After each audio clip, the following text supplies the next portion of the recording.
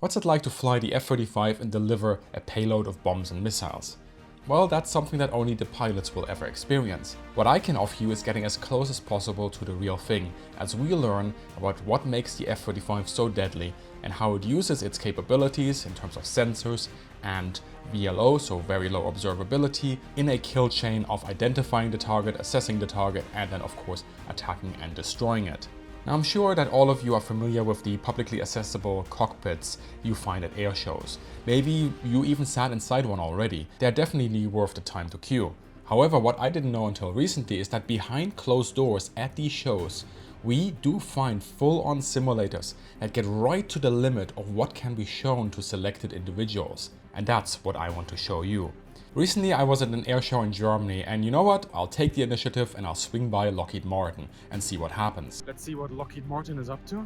And when I said hello, I was told, no cameras. After some conversation and a short briefing, I got a special exemption, which includes all of you. So I popped in and got to see what I was there for. Oh wait, no, that's the wrong aircraft, that's another story. Whew, nearly gave something away there. Alright, here we go to the F-35 simulator. Today we will get a fantastic introduction to the F-35 by no other than Carlton Puff Wilson, USMC. Puff was amongst one of the first ever F-35 pilots, and he is going to talk to us about how we can use the F-35 sensors and VLO capabilities to find, fix, track, target, then engage a target, and finally confirm the kill. Basically, we are getting a crash course in how the F-35 operates from air to air to ground. This is a cockpit demonstrator designed to show functionally how the cockpit works. There's going to be some generic aspects to it just based on public releasability. So what's most noticeable, very few buttons around the cockpit like you would see in a legacy aircraft. Yep. Everything is run up here by our two touchscreen displays, 8x10 in size, customizable by the pilot. And this is a kind of standard layout with our situation display here on the right, God's eye view. Over here we have what we call the vertical situation display, but more importantly it shows us sort of our best stealth, worst stealth, so we can make decisions based on that as pilots. And then what I have up right now is our EOTS targeting flare mode, which will allow us to do things like see airplanes and ground targets get hit. Also could be used in IRS mode. At the bottom, we have a few other smaller screens, threat warning display, where our weapons status is, a DAS display, and then the weapon A page where we put in some of our settings. Up top, what's known as the functional access buttons give you that one push access to things. Most of these are systems and basic flying type of things. For example, if I click on this, it gives me the status of my engine. Okay, I can drop it away. We got engine, fuel, weapons, flight control systems, all of my ICALls, which are our warnings. Over here we have communications. We've got a record button when we want to record our navigation drop down. This is where we would turn on and off things. Our IFF, rad out, so our altitude settings, and then a timer if that function is needed. Those are not customizable. Those are one-time drop downs. These downstairs are customizable. And then the only other thing that really is customizable is we can click on a button and it'll bring up a EFI display from our instrument flying, basic type of flying. So you can customize this based on your preferred setting, based on the pilot or the mission set that you're flying. That's exactly right. And in an old airplane, we would spend a lot of time being very specific with how a pilot scans and how a pilot absorbs that information. And we still do that, but we do encourage each pilot to customize to what's going to make most sense to them, because ultimately people do things differently and their eyeballs move differently. So as instructors, we've had to learn to adapt to, okay, how are your displays set up? What's the advantage and disadvantage of those, and helping those eyeballs, move around. So, but the displays are a really important part about what makes this a 5th gen airplane. We talk about stealth, which is certainly a very important tool. We talk about interoperability, but I would include in there the situation awareness is a big part of what makes us lethal out there. Our ability to make decisions beforehand. You figure on an old airplane, you'd see a display maybe this tiny, big, small. Somewhere I'm not sure corner. if you've seen that in other airplanes. And real hard to really break out data, right? So this is all designed to be, one, user-friendly, but also be able to break out the data. So on the helmet, obviously, this is displaying sort of the forward view, the HUD view. We do not have a HUD in this aircraft. Horizon bar, the flight path marker, speed, your altitudes. We do it all in the helmet. So looking forward, this is what you're going to represent. This is what you're going to see. As we look off to the left and the right, in old airplanes, you wouldn't see anything at that point. So now a lot of this information comes with you to the left and right. Okay. Things like where your targets are, both air to air, where your wingman is. That's Yeah. another really big one, as well as some other data as far as making some decisions. And then, like I said, once we get to 150, pull back on a stick a little bit, looking to put that flight path marker. About 10 degrees nose up is a good place to start. 10 to 15 degrees nose up. That's great. Just hold it there. Now this is your gear handle right here. You can pull that up, and we're flying. Oh, that is very responsive. Right, it's not a perfect representation of the airplane, a little bit sensitive on takeoff, but as you fly around, it's actually pretty close to what the airplane feels like, as best as we can replicate it with computers, but pretty close. Very quick intermission here, because I want to talk a little bit more about these digital cockpits and then provide you the opportunity to ask questions about them. I've made a few posts about this sort of trajectory that we have in the aviation scene, where cockpits are getting ever more digital. And when I make these posts, there are people who get excited, and there are also people who criticize this or have some questions about, for example, redundancy and all these things. Or if you have questions, feedback, perhaps a little bit of pushback on some certain things, do put it in the comment section below, because I can always pull those questions and then turn around to the companies that make these sort of cockpits and hopefully ask them a couple of your questions and get some answers on those. And of course, also please thank our host for providing this access, because the more you actually thank them, the more I can use those comments and turn around and say, hey, there's a real appetite for this sort of stuff, and that will then open more doors for all of you as well. So that actually simulated there the auto GCAS functionality for you. For what it's worth, that is something that comes with the aircrane, but in this case, it kind of enabled. And you'll notice how, put it a little bit more forward. Oh yeah, we're going. How we get this afterburner, so it gives us that hazard, sort of hazard. Hey, you're kind of being detectable at this point. We bring it back, it'll go away for us. So it gives us some immediate feedback to our throttle position. Go ahead and start pointing over here toward these two contacts that are coming in. If you want to kind of bring your nose up, maybe 20 degrees, we'll start a kind of a slow climb up toward them and then roll out now that we're pointing at them for me. Yeah. Perfect.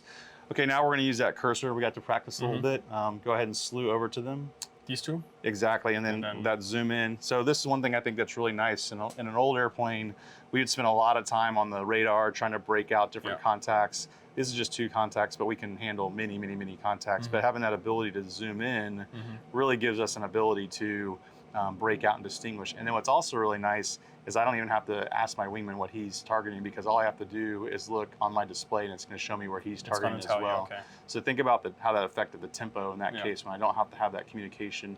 And then I, as the leader, can make sure everybody in this group, maybe there's 8 contacts here, maybe I need to make sure all of my wingmen have gotten their contracts, and if they're wrong, I can bump them, or I can pick up the contracts as well. So that puts you ahead in the OODA loop on... Absolutely, yeah, and I saw you talk about that in some of the other podcasts. We're definitely ahead of the OODA loop. All right, let's go ahead and make them into a contact.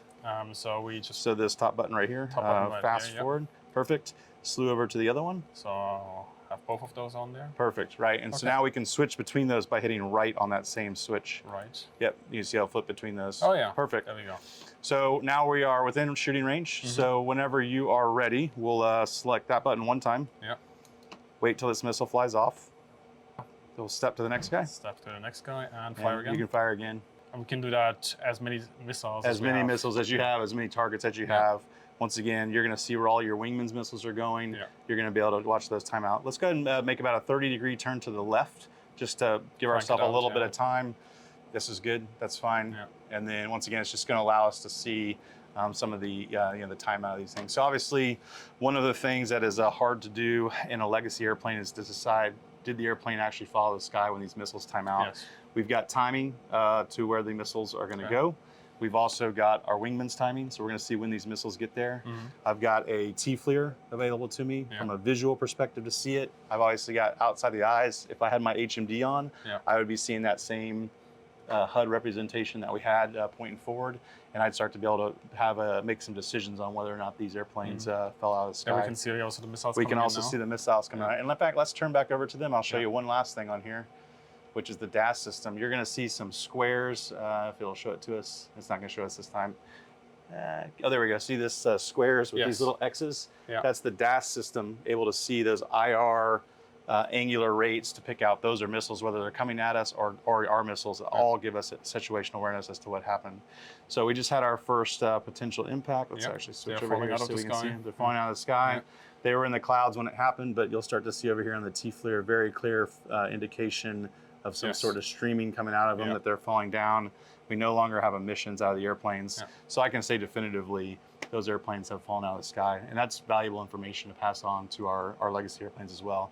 All the time we did that, they never detected us. Yeah. They never knew we were there. So first shot opportunity, first OODA loop opportunity, and obviously getting all the way through the kill chain, the F2T2EA kill chain, which I know you're familiar with. So How would weather affect sort of this mission scenario that we have now? If there would be haze, if there would be poor visibility? sure, great question. So we used a IR sensor, which obviously night would not affect that. Yeah. Clouds would affect that. Yeah. The other thing that we haven't really demonstrated yet is the radar, the ability to do ground mapping with the radar. So in a bad weather, and we've already demonstrated this time and time again, that through clouds the radar will give you a very good image of what's on the ground. You correlate that with intel that you had, and you can deliver through the radar, primarily with GPS guided weapons in that particular case. So, but obviously clouds would affect the lasers.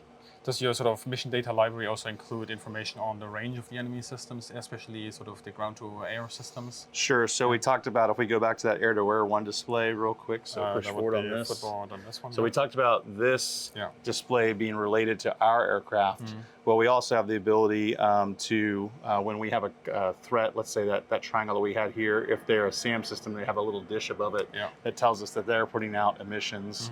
And based on what the airplane identifies that system to be, then it'll be able to put I'll hit blob here, this would be the way you do it. It would put a WES around that system that gives the pilot a very good depiction of what we think those lethal radiuses is. That is based on what's loaded into the mission data library and what our intel believes it to be. But once again, another example where you can imagine an IADS where it's got different levels of threats. From a pilot perspective, gives us situational awareness. Hey, when am I getting close to where I need to start making decisions? And that will obviously drive tactics of whether maybe I need to jam that threat or just avoid it or something else. So, ground target ahead of us. What do we do now? Is that 20 okay, miles? so right now we have what we call a point of interest. Yeah. So if you'll slew your cursor back onto that, we'll make it into what we call a next to shoot, which is a target in this case. So one more time. One more time. Perfect. There Now we we've got a red Okay. diamond, so that tells me, once again, if I have my HMD, I'd be able to look outside, see where that is over the ground. Yeah. So visually able to identify. I've got my targeting FLIR over here, which we're looking at. We'll be able to see a vehicle in there here shortly. And now I just need to line up with the line that's proceeding vertically out of the HMD, and then you'll be on the path to go drop on this. We should be able to see this triangle here in a minute once we get lined up, I think. In this case, we're going to be dropping a JDAM, so a GPS-guided bomb. And you can see over here on the left, this is our missile zone, essentially. It's going to go in range first and then in zone. The difference on that is we can program parameters into the weapon. And then we've got some timing here. So we're 12.8 miles away in this load, and we're about 16 seconds from when we're in range. We're going to wait till it says in zone just to meet those parameters from kind of a normal perspective.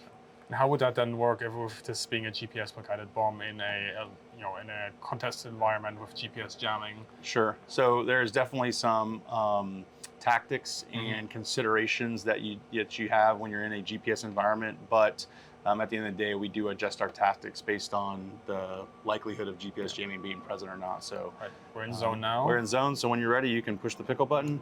You'll see the weapon, release. There we go. Yeah. You get the cue here. Hey, your doors are open. That's giving you another cue that something's different from the airplane. But they close immediately afterwards. And they close immediately afterward. Okay. Can we zoom in on this? You can. So if we come back over here, now that same zoom switch. Yeah.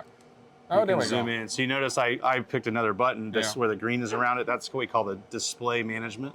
So that's our display of interest. So depending on which display you're on, the HOTAS still does the same thing. It's just a matter of where you want to apply that HOTAS at any given time. Yeah. So we destroyed the target. It's burning. So we destroyed the target, yep. Okay, so this scenario just gives us a chance to kind of see some of the digital communication that can happen between airplanes, between ground stations, as well as a little bit more detailed kind of targeting with the airplane. So you can see down there, it's given us an awareness that we've got a digital assignment. So the way we'll access that, I can bring these displays down. I'm gonna select a different screen, and we'll see that we have a mission in here. I would go to View Mission, and it would give me my 9-line right there. And then I can tell the fact that sent this, hey, I got the 9-line, I'm ready to go. And I would hit Wilco, which just sent a message back saying, I'm good to go. And that's come all back. automated. That's all automated. Yeah, it's all automated underneath the system. And then the other thing I can do is they've sent some images saying, hey, this is what we're actually looking for you to go for. So they've sent us an image Oh, of two right. helicopters. Yeah. Now this image could be sent from an F-35 to an F-35. Mm-hmm. It could be sent from, let's say, an AWACS to an F-35.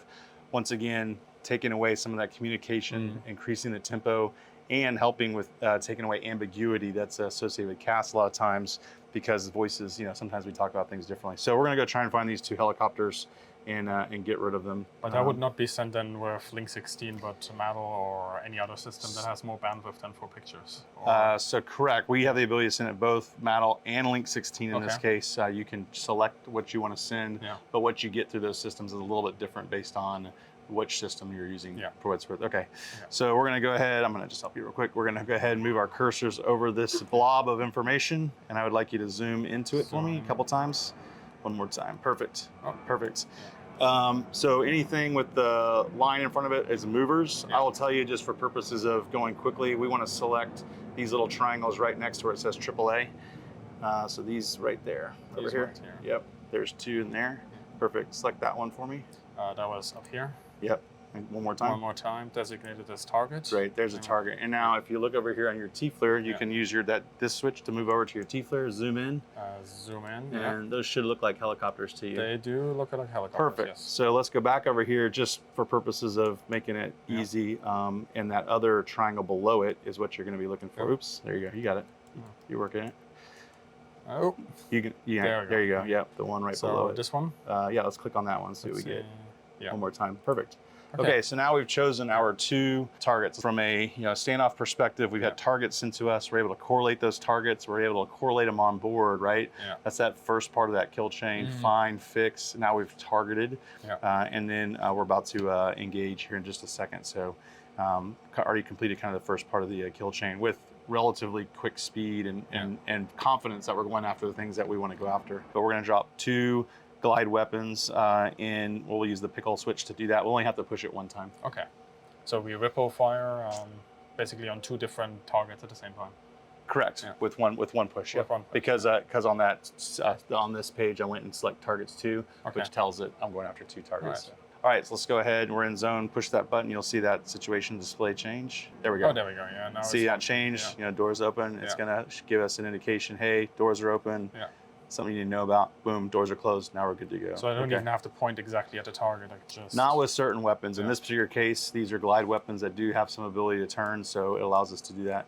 Now to switch between those two targets you created, if you hit this to the left, left in this case, it'll go back and forth between them very easily. Now those targets could be separated by some distance, but very quick back and forth to be able to make very quick assessments. We also have the time to impact. Time to impact. You have the time to impact here as well. If you zoom in, you would also have your wingman's time to impact over here as well. So let's say you're going after a convoy. I'm going to hit the lead vehicle. You're going to hit the trail vehicle. We drop. We're watching both each other's bombs go down there. Very good awareness to when that's happening, and we can back each other up. Perfect. So we got a few minutes here. So this is a good.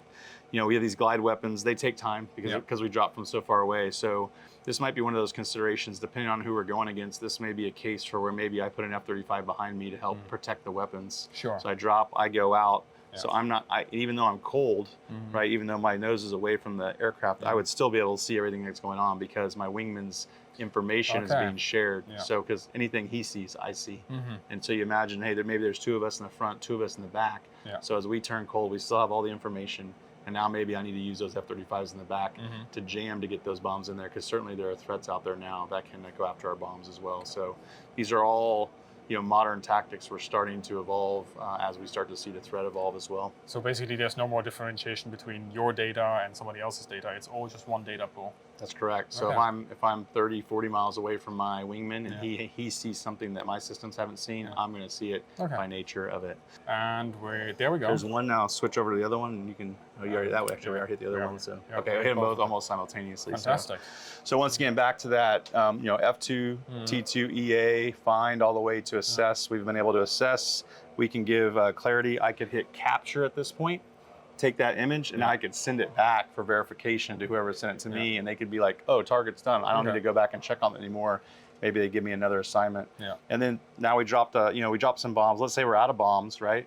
I also now have the ability to continue processing all these targets and maybe sending them back to some of the other things that are in this, on this display, missiles on the ground, missiles from the ship, things of that nature, and continuing to hand those targets. So one of the, we talk about interoperability, this gives you a demonstration of that digital interoperability and how just because, we may only have a few weapons on board internally does not limit us to the number of targets that we can contribute to from a lethality perspective. Where do you sort of see the biggest wow factor for new pilots coming in? Legacy pilots maybe transitioning to the F-35, but also new pilots coming in. Sure, and unfortunately, I really can't show that to you today, but what it's this moment. It's the first time you go out in an exercise and you're fighting against the best fourth-gen airplanes that are out there that have been told, do everything you can do to try to shoot us down.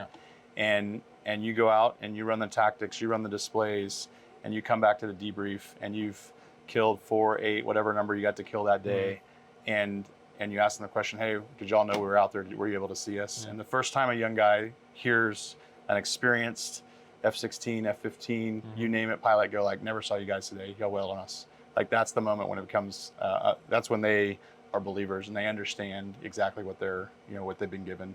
Once again, stealth is a tool. It's a tool that provides lethality. It's a tool that provides survivability, but it's also a tool that provides confidence. And I think, once again, if I had an airplane that I was going to have my children fly, it would be this airplane because I know with confidence that it's going to be the one that's probably going to give them the best opportunity in a near peer fight. Puff, thanks very much for the great. You guys demonstration. to come and do awesome, it. Yeah. And a big thank you also to Lockheed Martin for facilitating this. Okay, yeah, absolutely. Awesome. Big thank you here to all the channel members and the patrons. It is your support that actually allows me to go to these air shows and travel there and then stay there for a couple of days and produce all this content and have these conversations and then produce more stuff from that. As a thank you, all channel supporters will also have access to the unedited plus 30-minute flight session and all of Puff's commentary. So make sure that you check your feeds. And if you've watched this channel for a while and if you enjoy this sort of content and want to have access, for example, early access to videos or also access to members-only videos, do consider checking out the support options that are in the description. Big thank you here to Puff for the conversation, Jamie Hunter for filming on the spot, Lockheed Martin for this opportunity, and as always, I wish all of you a great day and see you in the sky.